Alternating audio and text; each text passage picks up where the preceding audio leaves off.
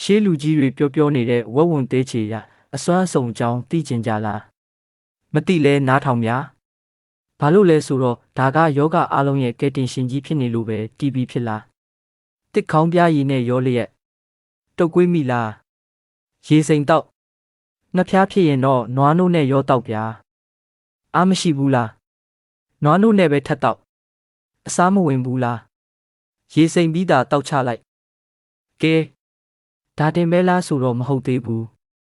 လိတ်ကောင်းဖြစ်ရင်ငှက်ပြောရွက်နဲ့တို့ပြီးပင့်တင်ရမယ်တဲ့မျက်ခုံးပင့်ပြမယ်အမျိုးသမီးတွေသွေးဆုံးမိရအတွက်ကြတော့တရုတ်စကားပန်းအနီနဲ့ရောတုပ်စားရမယ်ဟုတ်ပါပြီ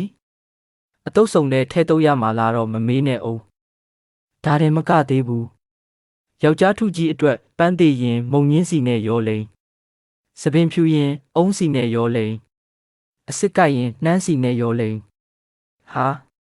လိမ့်စရာရှိတာအကုန်လျှောက်လိမ့်နေရတာနဲ့တင်ဝက်ဝံသေးချီကကုံတော့မယ်